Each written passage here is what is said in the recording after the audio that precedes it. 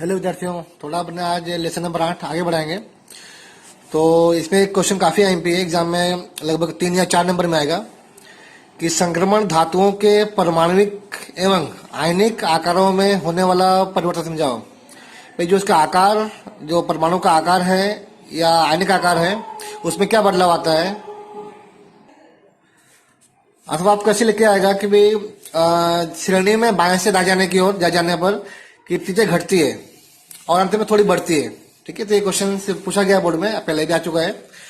और अंतिम में जो ऊपर से नीचे आए, मतलब कि चलो जैसे वर्ग में आए तो क्या होता है, आकार बड़ा होता है। अपने ऐसे पढ़ चुके हैं इसमें कि अगर वर्ग में ऊपर से नीचे आए तो आकार बड़ा होता है, तो ये यहाँ समझाना है। परंतु 4D और 5D जो श्रेणी है उनके आकार में ज्यादा अंतर नहीं पड़ता, उनका आकार लगभग सेम होता है। समझाओ ये। तो क्वेश्चन अगर दोनों पूछ लिया बना के पूरा क्वेश्चन तो लगभग 4 मार्क्स में आता है, या तो एग्जाम में कोई एक ही पूछा इसमें से तो 2 नंबर में आ सकता है। तो देखते हैं, समझते हैं क्या पूरा टॉपिक क्या है, क्यों आकार घटता है और क्यों बढ़ता है। चलो अपने यहाँ पे एग्जाम्पल लेते हैं। मान लो कि श्रेणी 3D श्रेणी है, वह शुरू होती है स्कैंडियम 21 से लेकर कहाँ खत्म होती है, जिंक 30 पे। आपको श्रेणी का नाम याद करना पड़ेगा। श्रेणी 3D श्रेणी, 4D और 5D। तो ये अपनी फर्स्ट श्रेणी है, उसमें सेकंड श्रेणी में। तो देखो यहाँ पर 21 है, क्या आएगा, ऑर्गन 3D4 से आता है। तो भाई अंतिम में क्या इलेक्ट्रॉन है, 4s है, N4 आएगा। तो यहाँ भरेंगे अपने, अगर 21 है बोलेंगे ऑर्गन 3D4s2 हो जाएगा, 18। ये कितना होगा, 18 हो गया, और 20 और 21 करना है, तो यहाँ पे 21 आ गया। और हमें यहाँ भरना हो तो यहाँ पे जिंक 30 है, तो भाई ऑर्गन 18 हो गया, 18 2 20 और 3D में आएगा 10 30। तो यहाँ दोनों को कंपेयर करो। यहाँ पे अंतिम में क्या है, अंतिम अच्छा 4s है, यहाँ पे अंतिम अच्छा 4s है। यानी कि जो 4s है, यानी कि यहाँ कितने नाभिक में प्रोटॉन है, 21 प्रोटॉन है। यहाँ नाभिक में 30 प्रोटॉन है, जिंक 30 होता है। पर दूरी कितनी है, लास्ट में दूरी है 4s, यहाँ पे 4s2 है। ठीक है, 3D1 है। यहाँ पर दूरी कितनी है, सेम है, 4s2 है। पर यहाँ पे इलेक्ट्रॉन कहाँ भर रहे हैं, इलेक्ट्रॉन भर रहे हैं 3D कक्षक में। तो यहाँ पे जैसे स्कैंडियम में 3D1 आया, टाइटेनियम में 3D2 आएगा, ऐसे आगे करते करते कॉपर में 9 आएगा, यहाँ पे 10 आ जाएगा। तो इलेक्ट्रॉन भर रहे हैं डी कक्षक में और दूरी सेम है। भाई दूरी कितनी है, लास्ट में N4 है, यहाँ पे N4 है, यहाँ पे N4 है, 4s है, दूरी सेम है नाभिक से। परंतु यहाँ कितना हो गया आवेश, नाभिक में आवेश हो गया +30, नाभिक आवेश बढ़ गया। और यहाँ कितने इलेक्ट्रॉन थे, डी में 1 इलेक्ट्रॉन था, यहाँ पे डी में हो गए 10 इलेक्ट्रॉन। तो यहाँ क्या होगा, नाभिक का आकर्षण बढ़ जाएगा कक्षकों के ऊपर, यहाँ की ज्यादा आकर्षण है, क्योंकि नाभिक भी +30 हो गए और डी में भी 10 इलेक्ट्रॉन आ गए हैं। ये नाभिक में कितना था आवेश, 21, कितने इलेक्ट्रॉन थे 1, तो कम आकर्षण है। तब यहाँ जब बढ़ेगा आकर्षण क्या होगा, कक्षाओं में आपस में, कक्षाओं में एक घटना घटेगी संकुचन की। तो जब संकुचन होगा तो चीजें घट जाएगी। तो इसलिए जब जाएंगे यहाँ ऐसे से जिंक की ओर, कॉपर की ओर, तो त्रिज्या में कमी आती है। और यहाँ पे एक प्रभाव होता है, इसको बोलते हैं आवरण प्रभाव। जैसे यहाँ पे D10 हो गया, ठीक है, मान लो कॉपर में भी D10 होता है। जब ये पूरा भर जाएगा कक्षक तो एक शब्द है, बोलो कि आवरण प्रभाव। ये क्या करता है आवरण प्रभाव, यह अगर ये प्रभाव लगेगा तो क्या होगा, इसकी जो इलेक्ट्रॉन बाहर आए हुए हैं उस पर इसका बल लागू नहीं पड़ता। तो जब यहाँ पे जैसे कॉपर में भी D10 होता है, कॉपर में अपने पढ़े हैं कि 3D10 होता है कॉपर में भी, ठीक है, यहाँ बनाता है कॉपर में, अपने याद हो तो यहाँ D10 हो गया, यहाँ पर हो गया, तो क्या होगा, इसका असर बाहर लागू नहीं पड़ेगी। तो जो कक्षक बाहर आई थोड़ी सी फैलती है, ज्यादा नहीं थोड़ी सी फैलेगी, तो लास्ट में इसमें वृद्धि होती है।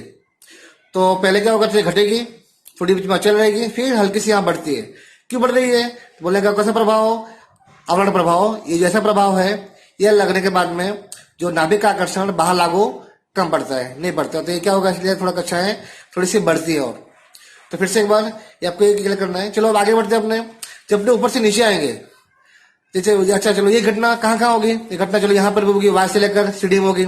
यहाँ पे लास्ट में 5 है, यहाँ लास्ट में 5 कक्षक है, कक्षक तो बढ़ नहीं रही है, दूरी बढ़ नहीं रही है, खाली क्या इलेक्ट्रॉन बनेगा 4D में, 4D में क्या होगा, कक्षाओं में क्या होगा, आपस में लास्ट में कक्षाओं में होगा संकुचन। तो थोड़ी कक्षाएं सिकुड़ेंगी, थोड़ी कक्षाएं छोटी बनेंगी, तो यहाँ पे त्रिज्या में कमी आती है। देखना अभी ऊपर से नीचे आने पर, चलो ऊपर से नीचे अपने आ रहे हैं, यहाँ पे कितना अंतिम में 4s है, यहाँ पे इट्रियम में आएगा 5s, ठीक है, कितना इसका होता है 36 होता है, 36, यहाँ पर देंगे 2 हो गया 38, और यहाँ हो जाएगा 39, ठीक है।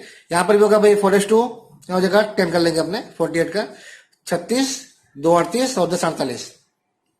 और दोनों में अंतर क्या है, यहाँ पे N4 लास्ट में है, यहाँ क्या N5 है, N5 का क्या होगा, N5 में कितना है यहाँ पे आगे 39 है, ठीक है। यहाँ पे दूरी थोड़ी बढ़ गई, यहाँ के भी 1s 2s 3s 4s 5s, last में 5 कक्षा के, तो दूरी यहाँ बढ़ गई। तो यहाँ की अपेक्षा यहाँ दूरी बढ़ेगी, दूरी बढ़ेगी क्योंकि कक्षा बढ़ रही है, कक्षा 4s थी, कक्षा 5 हो गई, दूरी बढ़ी, क्या होगा इस पे, इसकी त्रिज्या भी बढ़ेगी, तो यहाँ पर त्रिज्या बढ़ेगी। पर यहाँ से यहाँ जाने पर त्रिज्या में कमी आएगी, पर ऊपर से नीचे आएंगे, जैसे ये अपना वर्ग है, ऊपर से नीचे आ रहे हैं तो त्रिज्या बढ़ती है। बढ़ने का रीजन वही कि कक्षा बढ़ जा रही है, कक्षा बढ़ेगी तो दूरी बढ़ने वाली है, दूरी तो त्रिज्या बढ़ गई। यहाँ क्या था, कक्षा नहीं बढ़ रही, कक्षा 4 की 4 थी, लास्ट में 4 की 4 थी, तो ये कक्षाएं बढ़ नहीं रही थी, खाली इलेक्ट्रॉन बढ़ रहे थे, तो ज्यादा आकर्षण, तो इस फंक्शन यहाँ पे क्या होगा, कक्षा बड़ी हो गई, कक्षा बड़ी हो गई तो दूरी बड़ी हो गई, दूरी बढ़ गई तो इसका त्रिज्या भी बढ़ जाएगी। अच्छा, लास्ट में आपको बताता है लास्ट में कि चलो भाई, और नीचे आने पे जो 40 श्रेणी में और इस श्रेणी में कक्षा में बहुत कम अंतर होता है, क्योंकि यहाँ 6 तो है, 6 यहाँ पे बना हुआ है, क्योंकि यहाँ पर यानी 57 हो गया, मतलब HF लिख लो, 72 हो गया, भाई 1s 2s, ठीक है, 3s 4s 5s 6s, दूरी तो अधिक है, लेकिन यहाँ पे क्या बीच में आया हुआ है, यहाँ पे आया हुआ है 4f14, और ये पूरा भरा होता है, तो जो आपका 4f यहाँ पे आएगा, 4f14 यहाँ पे आएगा, क्या होगा यहाँ पे आने पर, यहाँ पे क्या तो ज्यादा लगता है आकर्षण, ज्यादा आकर्षण होगा, तो इसकी त्रिज्या इसे बननी चाहिए, पर यहाँ पे 4f कक्षा पूरा भरा हुआ है, यहाँ पे कौन सा प्रभाव बोलोगे, और प्रभाव यहाँ पे अधिक लागू पड़ता है, इनका ये कोई खिंचता है अपनी ओर, कक्षाएं छोटी हो जाती है, कक्षाएं थोड़ी सी सिकुड़ती हैं, तो इसकी अपेक्षा यहाँ अधिक होता है, पर ज्यादा अंतर नहीं होता है, जैसे अधिक होना चाहिए ना भाई। यहाँ पे कितना है, लास्ट में 6s है, यहाँ 5s है, तो यहाँ तो काफी गैप हो जाता है, ये काफी बड़ा होता है, पर यहाँ पर बढ़ता तो है परंतु लगभग सेम बढ़ता है, लगभग सेम होता है। तो इसके एग्जाम्पल आपको दूं मैं, कि एग्जाम्पल में दिया होगा कि दोनों में कितना अंतर है। तो जैसे कि यहाँ पे एग्जाम्पल दिया गया है कि HF किस श्रेणी का है, ऐसे श्रेणी 40 श्रेणी का है, और आपका GR है 40 श्रेणी का, लेकिन कितनी त्रिज्या है, त्रिज्या है 159 160, लगभग यानी कि जो श्रेणी द्वितीय है और श्रेणी तृतीय है, त्रिज्या में बहुत ही कम अंतर आता है। ऐसे बनना चाहिए, रियल में बनना चाहिए, पर अंतर क्यों नहीं आता है, क्योंकि यहाँ पे फोड़े पुच्छक आ जाती है, इसका और प्रभाव काफी अधिक होता है, कक्षाओं में अधिक होगा समुचन, तो ये ज्यादा अंतर इसमें नहीं हो पाता है। तो आप क्वेश्चन को लिखना पड़ेगा समझ के, इसको मतलब नोट्स में दिया हुआ है, लिखना व्यवस्थित। लेकिन बेसिक इसका ये है कि पहले वाले में दूरी अचल रहती है, ठीक है, दूरी अचल है, दूर यहाँ तो कक्षाएं सिकुड़ेंगी, कमी आएगी, नीचे आने पर दूरी बढ़ती है, कक्षाएं बढ़ेंगी, त्रिज्या बढ़ेगी, पर लास्ट में कहता अंतिम में कक्षा बड़ी हो गई, लेकिन यहाँ पे कल आ गया 4f14, F कक्षा आ गई, F आने से उसका जो आरोप प्रभाव है अधिक होने से कक्षाएं सिकुड़ती अधिक है, इसलिए द्वितीय श्रेणी और जो थर्ड श्रेणी है इनकी त्रिज्याओं में बहुत ही कम बदलाव होता है। ठीक है, तो क्वेश्चन काफी आएंगे एग्जाम के लिए। चलिए इसमें आगे के MCQ आता है एग्जाम में कि आयनन एंथैल्पी का मान किन कारकों पर आधारित है। क्या होती है आयनन एंथैल्पी, कि इलेक्ट्रॉन को बाहर निकालने के लिए जो ऊर्जा आवश्यक होती है उसे कहेंगे अपने आयनन एंथैल्पी। अच्छा, इसका मान किस पे डिपेंड करता है, तो आपका ये MCQ में बता सकते हैं कि इसमें आपको ऑप्शन देंगे अलग अलग, तो तीनों पॉइंट इसके सही पॉइंट है कि प्रत्येक इलेक्ट्रॉन की नाभिक दूरी यानी कि उसका आकर्षण, ज्यादा आकर्षण है तो इलेक्ट्रॉन निकल नहीं पाएगा, ज्यादा ऊर्जा आवश्यक है, दूरी अधिक है तो उसमें क्या होगा, आपस में नाभिक से उसका इलेक्ट्रॉन का कम आकर्षण तो ऊर्जा कम देनी पड़ेगी। ठीक है, और सेकंड पॉइंट है दो इलेक्ट्रॉनों के बीच का प्रतिकर्षण, जो दो इलेक्ट्रॉन अगर जोड़ी में है, अगर दो इलेक्ट्रॉन आए हुए हैं, एक युग्मित इलेक्ट्रॉन है, तो आपस में क्या होता है, अपाकर्षण होगा, दोनों इलेक्ट्रॉन है, तो जितना ज्यादा अपाकर्षण क्या होगा उतना ऊर्जा कम चाहिए, तो जल्दी आयन बन जाएगा। लास्ट में विनिमय ऊर्जा है, इसका मतलब होता है कि सहसंयोजक बनाने के लिए जो ऊर्जा होती है उसका आवश्यक ऊर्जा। भाई इसका मतलब विनिमय ऊर्जा है नहीं क्या, अगर इलेक्ट्रॉन युग्मित है तो क्या बनाएगा सहसंयोजक बंध। विनिमय ऊर्जा कौन सा इलेक्ट्रॉन बोलोगे, इलेक्ट्रॉन जोड़ी में है उसके समान बात में होता है। ठीक है, अगर ज्यादा इलेक्ट्रॉन युग्मित है तो कौन सा बंध नहीं बनेगा, आपका सहसंयोजक बंध नहीं बन पाएगा, तो ये उनमें ऊर्जा अधिक ही है। लेकिन जितने इलेक्ट्रॉन होंगे अयुग्मित संख्या बढ़ने पर उसमें विनिमय ऊर्जा घट जाएगी, यानी कि जल्दी बनेगा बंध। कौन सा बंध, तो सहसंयोजक बंध।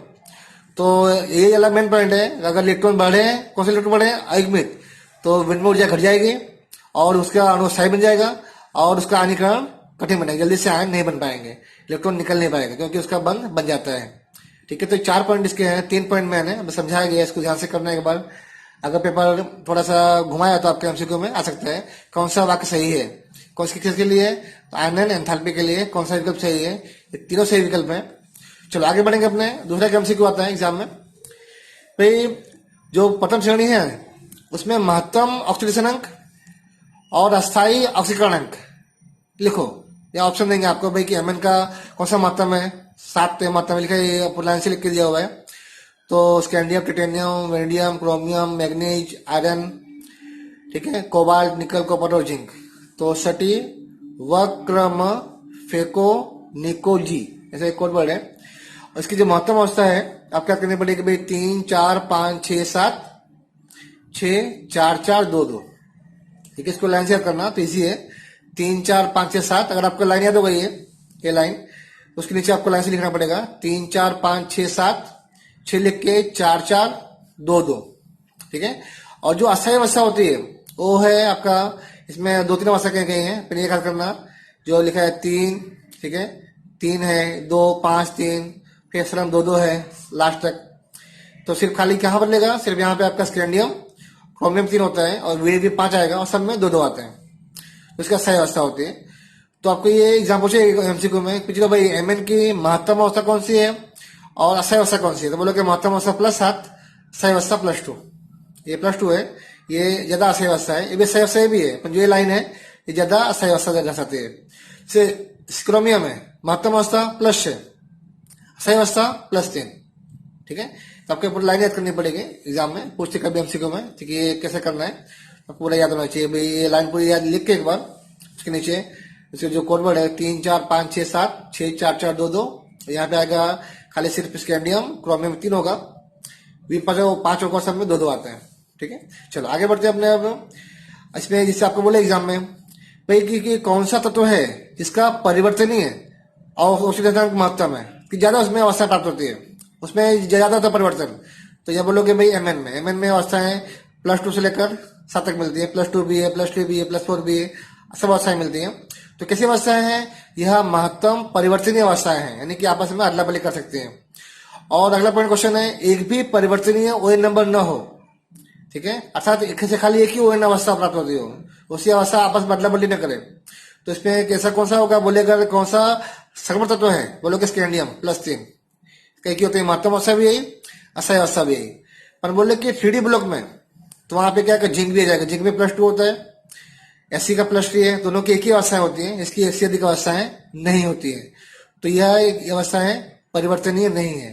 ठीक है। तो जो यहाँ पे स्टार किया गया है इसमें का मतलब होता है कि ये जो स्टार है इसका मतलब कि जिंक उसका 3D ब्लॉक का तो है, लेकिन किसका तत्व नहीं है, यह तत्व संक्रमण तत्व नहीं है, क्योंकि इसमें इलेक्ट्रॉन डी कक्षक में पूरे पूरे भरे होते हैं। चलो थोड़ा आगे बढ़ेंगे अपने, एक काम आएगा एमसीक्यू में। तो यहाँ पे एक छोटा क्वेश्चन दूसरा है, एग्जाम में आ सकता है एमसीक्यू में भी, कि 3D ब्लॉक के या बोलोगे संक्रमण तत्वों के शून्य अवस्था वाला कौन सा ऐसा पदार्थ है जिसमें उसकी शून्य अवस्था मिलती हो, इस अवस्था +2 होती है पर उसकी ऑक्सीजन अवस्था शून्य मिलती हो, ऐसा तत्व कौन कौन से हैं। तो बोलोगे जब ये घटना होती कब है, क्या बोलोगे जब संक्रमण तत्व क्या बनाए, संकुल बनाए। संकुल क्या होता है पढ़ेंगे अपने अगले पार्ट में। और उनके लिगेंड समूह जो जुड़े होते हैं उसके लिगेंड कहते हैं। जैसे यहाँ लिखा है NiCO4, तो इसको क्या लिगेंड है, जुड़ा हुआ है Na से। तो जो सीमा बंध के साथ पाय बंध बनाते हो, ये पूरी थ्योरी अपने अगले पार्ट में आएगी, पार्ट 9 में आएगी। तो ऐसे समूह, ऐसे लिगेंड जो धातु साथ में क्या बना हुआ है, सिग्मा बंध साथ बना है, पाय बंध बना है, उस समय इसकी शून्य अवस्था होती है। पहले आपको बोले एग्जाम में भाई ये शून्य अवस्था कब होती है, तो आपको ये पॉइंट याद होना चाहिए, जब लिगेंड क्या बनाएगा धातु से, सिग्मा बंध भी, और क्या बनाएगा, पाय बंध भी। दूसरा एमसीक्यू आएगा, चलो भाई इसमें से कौन सा तत्व ऐसा है जिसका ओएन नंबर 0 है, इसका आश्रित 0 है, क्या बोलोगे NiCO4, FeCO5। जहां पे CO आवे समझ लो कि वहां पे इसकी अवस्था कितनी होगी, 0 होती है। कैसे अवस्था कितनी होगी, 0 होगी। तो आपको दोनों आपके एमसीक्यू में एग्जाम के लिए खास करना। चलो दूसरा देखते हैं अपने, एक क्वेश्चन और आपका क्वेश्चन बोर्ड में आ चुका है एमसीक्यू। कॉपर के अलावा प्रथम श्रेणी के जो तत्व हैं उसमें अगर अम्ल लिया जाए, क्या मिलाया जाए, अम्ल लिया जाए, HCl मिलाया, HCl या नाइट्रिक अम्ल कोई अम्ल मिलाया जाए, तो उसमें उस समय H2 गैस निकलती है। ठीक है। और जबकि और समय जैसे जब कॉपर में नहीं निकलती, ऐसा क्यों होता है, जैसे जिंक लो, जिंक HCl, जिंक Cl2, क्या निकलेगा, H2 गैस। लेकिन कॉपर में डालोगे HCl तो कॉपर में H2 गैस नहीं निकलती है। क्यों नहीं निकलती है? तो अपना ये जो पार्ट नंबर जो 3 था अपना था विद्युत रसायन, उसकी बेस पे करेंगे अपने। कॉपर का जो होता है ई रेट मान कितना होता है? प्लस में आता है 0.34 वोल्ट, वह धन होता है, जबकि अन्य सभी का मान नेगेटिव होता है। या तो जिंक का होता है -0.76, ठीक है, एपी का होता है -0.44। तो जब उसका माइनस होता है तो क्या करेंगे, वो लोग इलेक्ट्रॉन निकल नहीं पाएंगे, उनका ऑक्सीजन नहीं हो पाएगा। तो क्या करते हैं, कॉपर का ई रेट मान अधिक होता है, ठीक है, तो क्या करेगा कॉपर तुरंत क्या करेगा, ऐसे से इसको इलेक्ट्रॉन ले लेगा, कॉपर का इलेक्ट्रॉन ले लेगा और H2 गैस उत्पन्न करेगा, ठीक है। तो कॉपर का जो ई रेट मान अधिक होने से वो तुरंत क्या करेगा, H से H+ है वह क्या बनाएगा, इलेक्ट्रॉन लेकर H2 बना देगा और C से Cu+ बन जाएगा, इसलिए H2 गैस उत्पन्न करता है, ठीक है। तो यहाँ पर कॉपर धातु है, ठीक है, आयन तो है नहीं कि इलेक्ट्रॉन ले लेगा। हाँ, इलेक्ट्रॉन लेने की वैल्यू अधिक है पर किसकी, आयन की ना। यहाँ तो कॉपर धातु है, इलेक्ट्रॉन लेकर नेगेटिव बनाएगा नहीं, प्रक्रिया नहीं कर पाता, ठीक है। अगर कॉपर आयन रूप में होता तो इलेक्ट्रॉन ले लेता, पर कॉपर यहाँ पे ठोस अवस्था में है। एच आयन अगर उसमें HCl डाला गया हो तो एच आयन इलेक्ट्रॉन किसको लेना चाहिए, एच आयन को, ठीक है। लेकिन कॉपर की वैल्यू अधिक है तो ये प्रक्रिया भी नहीं कर पाता, पर किसकी प्रक्रिया नहीं हो पाती, H2 गैस उत्पन्न नहीं करता है। जबकि जिंक दिया हो, अच्छा आपको Fe दिया हो, Na दिया हो और कुछ अन्य कोई तत्व दिया हो, तो वहां पे क्या होता है कि उनका मान नेगेटिव होता है। नेगेटिव मतलब आराम से इलेक्ट्रॉन निकाल देंगे वो लोग, जब निकाल देंगे तो एच आयन ले लेगा, तो ऐसी बात तुरंत निकलेगा H2 गैस। लेकिन यहाँ पर कॉपर आयन का जो ई रेट मान है धन में है, यानी कि वो इलेक्ट्रॉन लेने की जो क्षमता रखता है, तो क्यों ले नहीं पाएगा, आपके अपने कर चुके हैं पार्ट नंबर 3 में, क्योंकि ये आयन रूप में नहीं है। आयन रूप में नहीं है, इलेक्ट्रॉन को नहीं ले पाएगा, ठीक है, इसलिए ये प्रक्रिया नहीं हो पाती। चलो, यदि आपके एग्जाम में ऐसा लिख के पूछे 2 नंबर में, सिंपल V+O2 है, MnO4 माइनस है, Cr2O7 माइनस है, इनको ऑक्सीकारक के चढ़ते क्रम में लिखो, ठीक है। आपको ऐसा बना के देवे, मान लो दिया है, इसमें कोई भी दिया हुआ है, ये अपने बुक में दिया हुआ है, कोई बुक के बाहर से आ सकता है, तो कैसे करोगे इसको। तो आपको इसमें आपको यह याद होना चाहिए भाई कौन सी इसकी अवस्था है और कौन सी इसकी सही अवस्था है। तो अपने हल करते हैं अपने। यहाँ दिया हुआ है V2+O2 है, तो यहाँ कितना होगा, -2 होता है, 2 दूनी 4, यहाँ के प्लस कितना हो जाएगा, लिखा हो जाएगा +3। यहाँ 2 चौके 8, एक गया इसमें से आ जाएगा 7। यहाँ पे 2 7 जा 14, 14 में से 2 गया 12, 2 का 12 1 का 6। आपको हर एक का निकालो ON नंबर, मैंने हर एक का क्या निकाल लिया, ON नंबर निकाल लिया। ये निकालने के बाद अब इसकी कुछ इसकी अस्थायी अवस्था याद करो। इसकी अस्थायी अवस्था थी, V की अस्थायी अवस्था थी +5, Mn की अस्थायी अवस्था थी +2 और इसकी अस्थायी अवस्था थी +3, ठीक है ना। अब ये जो कोई वस्तु क्या ट्राई करता है कि जो उसकी अस्थायी अवस्था हो उसको प्राप्त करता है, जहां पे कैसे चाहे किसी से प्रक्रिया करके, किसी से इलेक्ट्रॉन लेकर देकर प्राप्त करता है। जो यहाँ +3 है उसे क्या करना है, +5 करना है। तो क्या करेगा, इलेक्ट्रॉन ने लेकर निकालेगा 5 करने के लिए, या 2 इलेक्ट्रॉन क्या करेगा, निकाल देगा। यहाँ इलेक्ट्रॉन निकाल देगा, क्या मतलब हुआ कि क्या बन गया, +5 बन गया। इलेक्ट्रॉन निकालना कौन सी प्रक्रिया होती है, प्रक्रिया होती है ऑक्सीकरण की, ठीक है। और ये क्या कहलाएगा, अवकारक। ये क्या कहलाएगा, ये कहलाएगा आपका अवकारक। अवकारक मतलब ये ऑक्सीकारक नहीं है, अवकारक है, क्योंकि इलेक्ट्रॉन को क्या कर रहा है, निकाल दे रहा है। +7 है, इसको +2 करना है। क्या करेगा +2 करने के लिए, यहाँ पे 5 इलेक्ट्रॉन ले लेगा वो, ठीक है ना, +5 लेगा तो क्या +2 बचेगा। यहाँ पे इलेक्ट्रॉन ले रहा है, कौन सी प्रक्रिया हो रही है, प्रक्रिया हो रही है रिडक्शन। तो ये कहलाएगा भाई, यह ऑक्सीकारक है, ठीक है, क्या कहलाएगा, यह ऑक्सीकारक का काम कर रहा है। और लास्ट पॉइंट, जब यहाँ Cr2 का +6 है, इसे +3 करना है अस्थायी बनने के लिए, क्या करेगा, 3 इलेक्ट्रॉन को ले लेगा। जब ले लेगा तो क्या मतलब हुआ, कौन सी घटना हो रही है, रिडक्शन। और यह क्या कहलाएगा, ऑक्सीकारक। तो अब आपका आंसर आ गया। तो कौन सबसे ज्यादा पावरफुल है इलेक्ट्रॉन लेने में, MnO4, क्योंकि 5 ले रहा है, ठीक है। तो 5 लेके जल्दी पर क्या करेगा, मतलब 5 लेना मतलब ज्यादा ऑक्सीकारक हुआ। 3 मतलब कम ले पा रहा है, ये कम ऑक्सीकारक है। ये तो ये इलेक्ट्रॉन दे रहा है, ये अवकारक हो गया। हमारा क्वेश्चन क्या था, ऑक्सीकारक में कौन सबसे आगे आएगा, सबसे आगे आएगा कौन सा, सबसे हल्का कौन सा होगा, सबसे हल्का होगा V+O2, उससे बड़ा Cr2O7 2 माइनस, उससे बड़ा MnO4 माइनस। तो ये हो गया आपका ऑक्सीकारक का चढ़ता हुआ क्रम। चलो, एग्जाम में ऐसे लिख के आवे कि संक्रमण तत्व के चुंबकीय गुण पर नोट लिखो, ठीक है। तो जानते हैं अपने कि अपने पढ़ चुके हैं पहले पार्ट में कि गुण क्या होते हैं। गुण जो होते हैं चुंबकीय गुण 2 टाइप के होते हैं, एक अनुचुंबकीय और परचुंबकीय। तो देखते हैं, समझते इसके बारे में, रिपीट करते हैं उसका पहले पार्ट का। किसी पदार्थ पर यदि एक चुंबकीय क्षेत्र लगाया जाए तो दो घटना पॉसिबल है। या तो क्या मान लो कि क्षेत्र लगाया मैंने, ये पदार्थ है, यदि उसमें क्या हो रहा है, दूर भाग रहा है उससे, उसमें अपाकर्षण हो रहा है, तो वह क्या कहलाएगा पदार्थ, वो पदार्थ प्रतिचुंबकी है। यानी कि उसमें अपाकर्षण होता है, बोलोगे प्रतिचुंबकी। यदि ये पदार्थ उसके नजदीक जा रहा है, चुंबक के पास जा रहा है, कहलाएगा वह पदार्थ अनुचुंबकी है। ठीक है, आपने पढ़ चुके इसके बारे में पहले भी। अगर यहाँ इलेक्ट्रॉन जोड़ी में हो, सभी इलेक्ट्रॉन युग्मित हो, वहां पे क्या होगा, घटना कहलाएगी प्रतिचुंबकी की, और वहां पे चुंबकीय आघूर्ण का मान 0 आएगा, क्योंकि उसमें जो जोड़ी में इलेक्ट्रॉन आए होते हैं वे आपस में चुंबकीय असर नष्ट कर देते हैं। ठीक है, परंतु जहां पे अनुचुंबकी है वहां क्या होगा, इलेक्ट्रॉन अकेले होंगे, इलेक्ट्रॉन युग्मित होंगे, तो म्यू 0 होगा नहीं, क्योंकि उनका आपस में जो चुंबकीय प्रभाव नष्ट नहीं होगा। हाँ, अगर दिशा अलग होगा, उल्टी होगी तो नष्ट होगा, पर अगर दिशा सीधी है तो ये चुंबकीय आघूर्ण नष्ट नहीं होता है, तो म्यू 0 नहीं मिलेगा। उसके बाद म्यू होता कितना है, तो √10 n+2 अपने कर चुके हैं। यहाँ पे n क्या है, यह नंबर ऑफ इलेक्ट्रॉन जो अनपेयर्ड हो, जो इलेक्ट्रॉन अयुग्मित हैं उनकी संख्या। ठीक है, तो यहाँ पर जितना n बढ़ेगा, जितने संख्या बढ़ेगी इलेक्ट्रॉनों की, इलेक्ट्रॉन जितने होंगे अयुग्मित, इसमें अभी अपने हल करते हैं कि इसके एग्जाम्पल, तो उतने उसका म्यू का मान बढ़ेगा। इसकी इकाई क्या होती है, बोहर, बोलेंगे बोहर मैग्नेटॉन, तो म्यू का मान निकालना आपको आना चाहिए। तो जो म्यू का मान बोलोगे, बोले एमसीक्यू में किस पर डिपेंड करता है, तो म्यू का मान स्पिन क्वांटम अंक पर डिपेंड करता है। एक कौन क्वांटम अंक होता है उस पर दोनों करते हैं, पर यहाँ पर बात करनी है म्यू के मान की, तो यह डिपेंड करता है स्पिन क्वांटम अंक पे।